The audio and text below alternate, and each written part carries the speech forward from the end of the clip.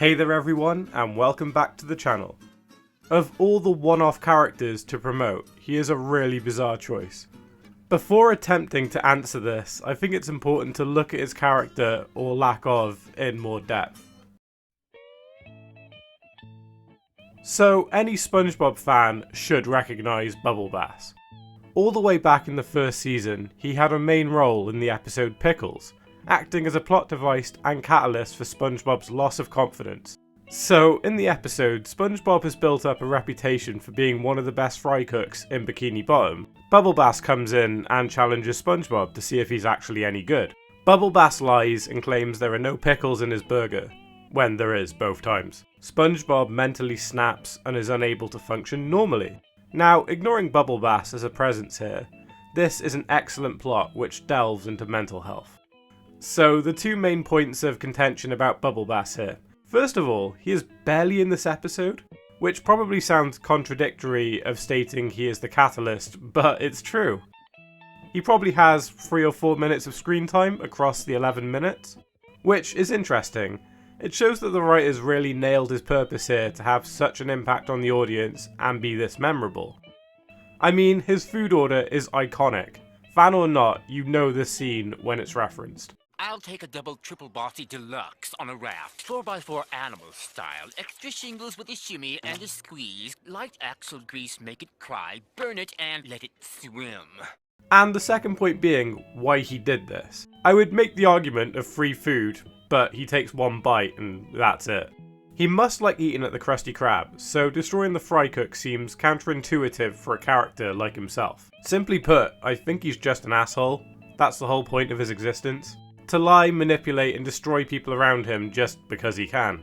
And it's clear from how Bikini Bottom residents react that this isn't the first time he's done something like this. Yes, during the classic era he does have a few more smaller roles on the show, but nothing that would really elevate his character. I mean, he tries to eat plankton thinking he's a jelly bean.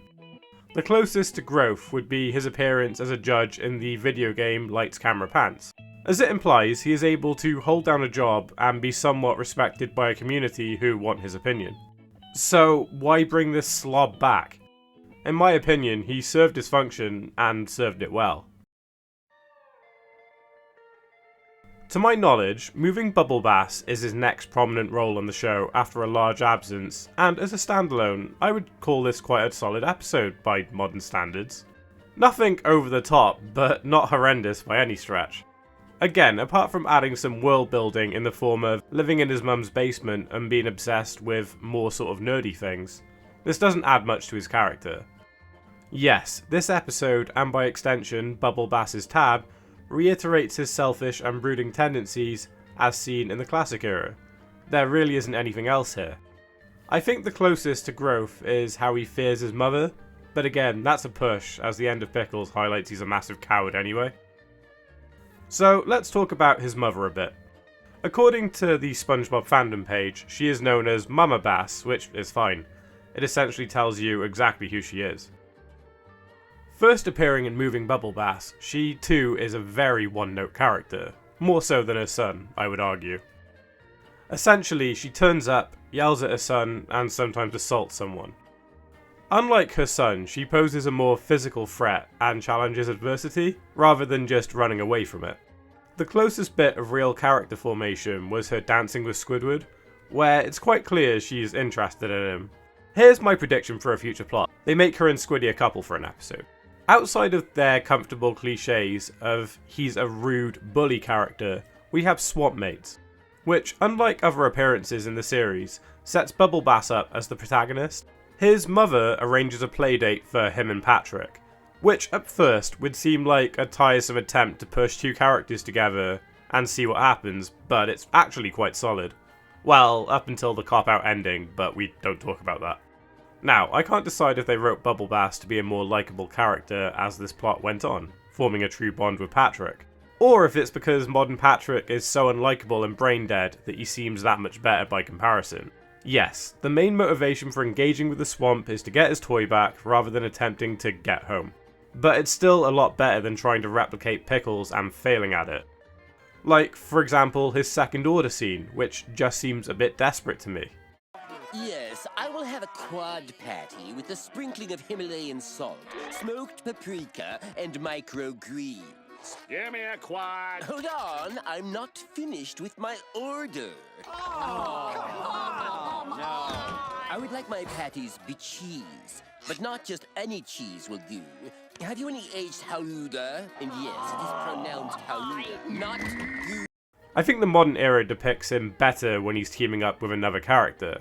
It highlights his general intelligence and leadership skills more, as seen in Swamp Mates. That's not to say he is in any way redeemable or a good person though. Bubble Bass returning in a large capacity has been such an interesting decision to me. As I have stated so far, there really isn't a character here, and all of his key traits and recurring jokes could be filled by other main characters.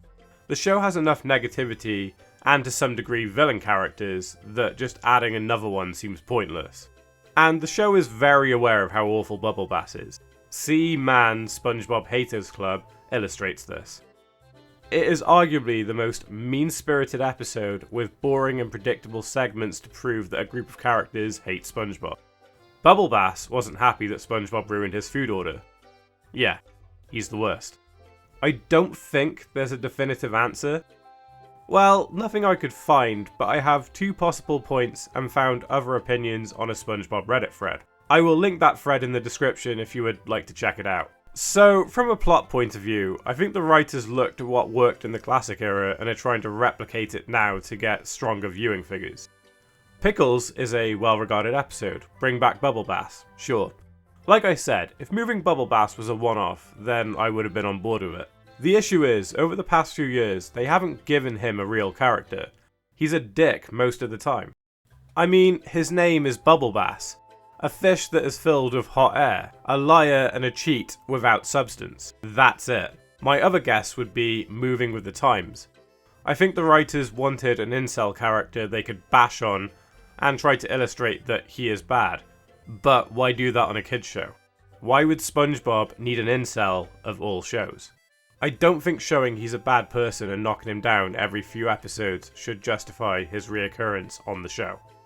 These are some answers other people came up with. They've actually been putting back old characters in the background, if not in the spotlight. There are also numerous references that also appear recently, even before the birthday blowout. My theory is they don't want to use Mermaid Man and Barnacle Boy outside of non-speaking cameos out of respect. So they needed some characters to pick up empty spots in the tertiary cast lineup. Bubble Bass and Old Man Jenkins ended up being these characters. So yeah, it could just be nostalgia baiting as other one-offs have returned as well. What do you all think? I would love to hear your opinions and comments down below. If you like what you saw, then could you please hit that like button and subscribe? It will help the channel continue to grow. Stay close as I try to post new content as often as possible.